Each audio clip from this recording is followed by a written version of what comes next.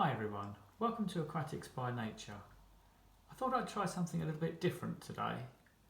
I was sitting in front of this tank with a cup of tea yesterday evening, just thinking about all the things that I love about this tank and the things that have fascinated me over the years, when it suddenly occurred to me, why don't I just make a little video about it? There might be some interest here for some other people.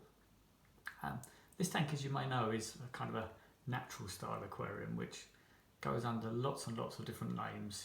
People call them anything from a Walstad tank to a dirty tank to El Natural, natural aquarium, low-tech aquarium, low-energy aquarium, ecosystem aquarium. But I think the one I like best is probably the balanced aquarium, because I think that sums up pretty much the aim and the scope of what these aquariums are. But the name, I think, is fairly irrelevant at the end of the day. They're all aquariums which are designed to work more with nature, with minimal equipment, rather than lots and lots of tech. What you call it, I think, is pretty irrelevant, as I say. I thought it might be slightly interesting to just go a little bit into how I got into all of this. I used to always keep ponds and grow tadpoles up to frogs as a kid. That was kind of my first introduction to anything watery. But it was in the early 80s when I was allowed my first fish tank, which of course was your classic community tank, under gravel filter with a few plants.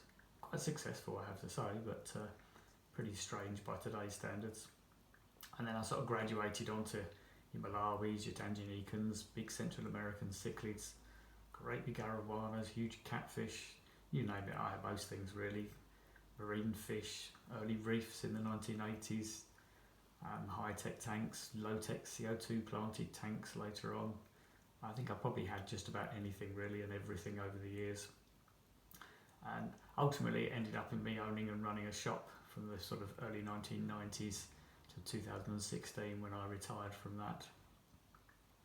But out of all the different types of tanks and things that I've tried and messed around with over the years, I think the one that I've had the most sort of sense of accomplishment with is the whole idea of balancing a tank.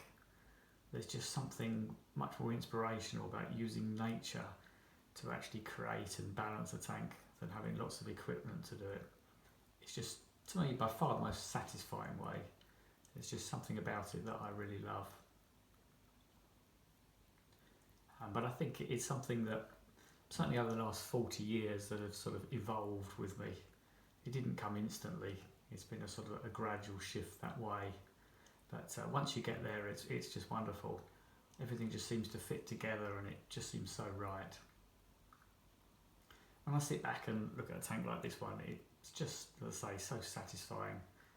It's just one of those things you can just learn things from observing things and just seeing what happens in nature. I know you could always argue that any tank is, or all tanks are not natural. But it doesn't really mean we can't gain knowledge and inspiration from nature. We can use this to our advantage in our tanks after all.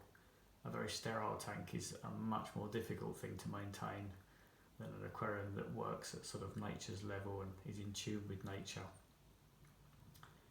Many of the things that I've learned over the years have actually come from studying ponds, and you'll often find me in the summer bent over a pond with a magnifying glass, staring at what's going on.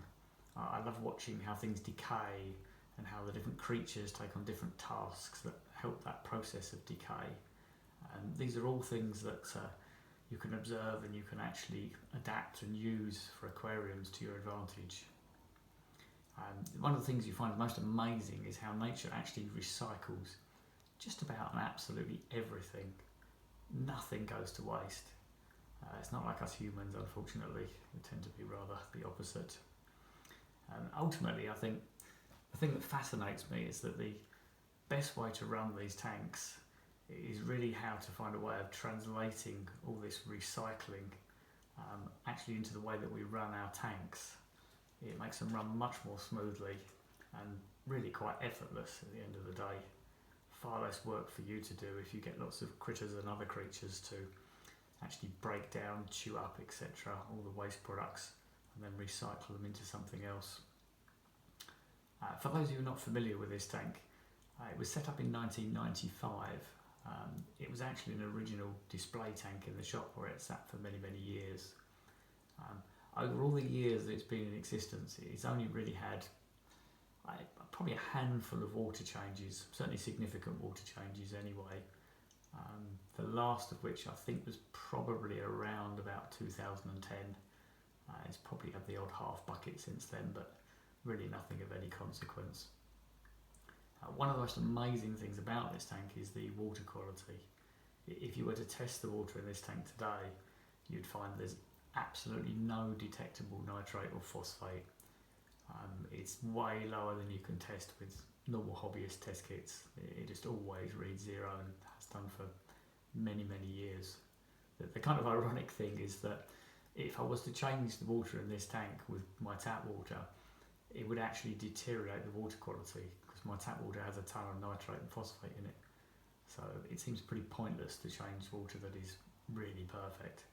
And even the TDS just stays constant in the tank. It's incredibly stable. And something else which hopefully you can see from the video is the water is actually crystal clear. There's no yellowing or browning of the water. It just keeps so clear. The balance is just so fantastic. Also, in all the years this tank has been in existence, I say since 1995, the substrate has never been cleaned. I've never vacuumed it, I've never hoovered it, I've done nothing to it at all. It's literally sat there. It's basically a deep substrate bed that's been allowed to mature. It hasn't really even been disturbed because I have a policy of not really digging up plants because I don't like disturbing the different sediment layers. I like to keep everything in perfect balance as long as I possibly can. And I think another secret really to these tanks is I've never used any additives, treatments or chemicals on this tank really.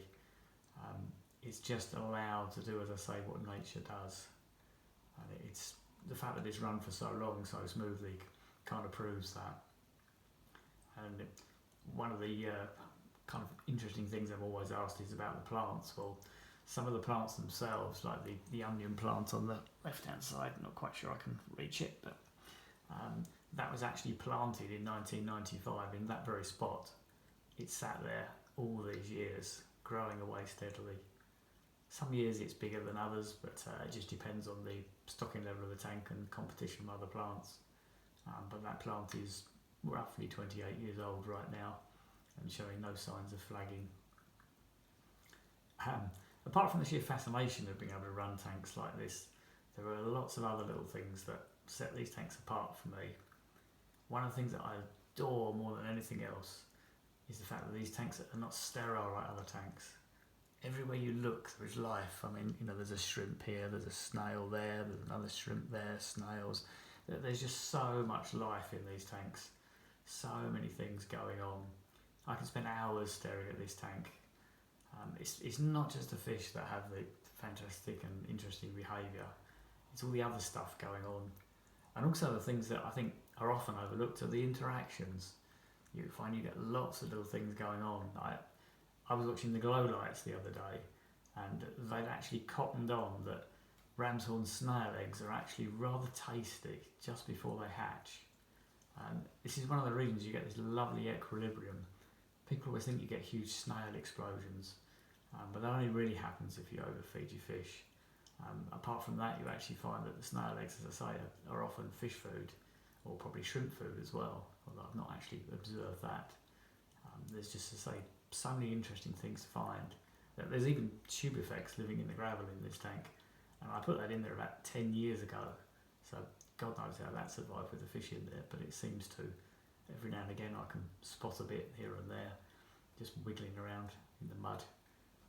I actually spend quite a lot of time with the magnifying glass looking at this tank. There's plenty of things to look at and keep me busy. But it's just marvellous to see that you can get this amazing circle of life just in our little glass boxes. So there's just so much going on. It's just wonderful that nature recycles everything. I guess I'll do a little bit on how this all works. It's basically a matter, as I say, of following everything in nature and recycling everything. The main principle really of kind of a balanced non-water change tank is balancing nutrients. So the amount of nutrients that go in, which in my case is only really fish food, has to be balanced by what you remove, which is basically just plant matter.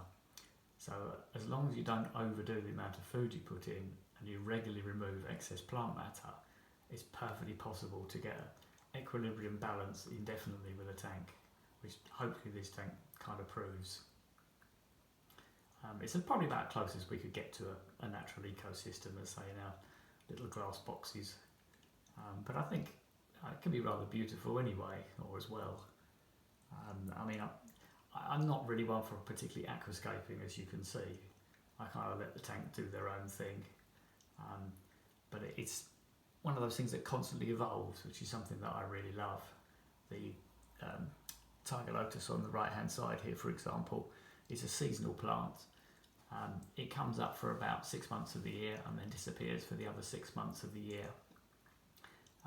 But what I love about it is it makes the whole scape change every 6 months, because you never know each year where it's going to pop up next. This year it's chosen to come up in the front of the tank, and there's a bit at the back of the tank as well. But I didn't put it there, and if you were going to aquascape a tank, I'm sure you wouldn't put it there.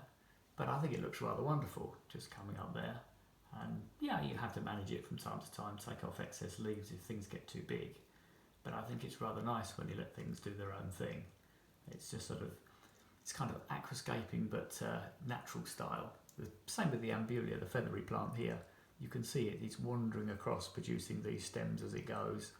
And it just meanders around. And at the moment it happens to be at the right hand end of the tank.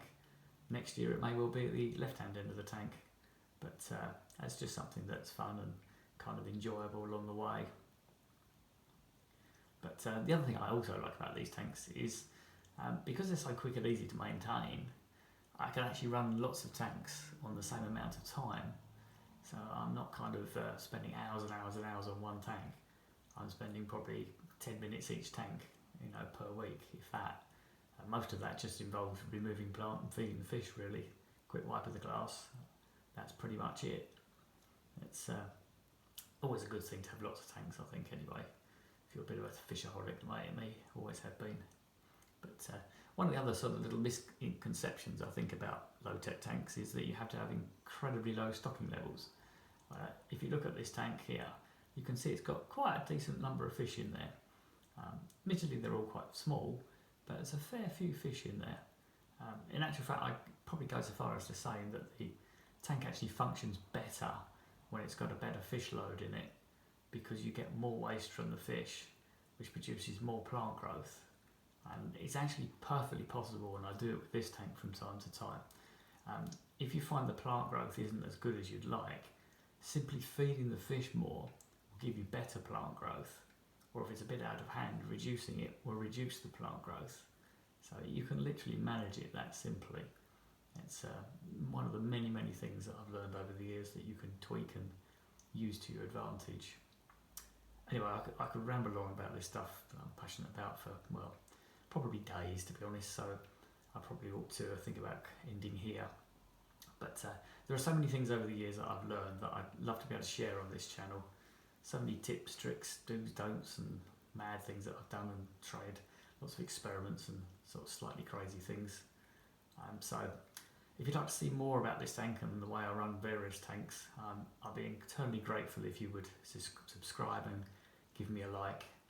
Anyway, thanks for watching if you made it all the way to the end especially. Thank you.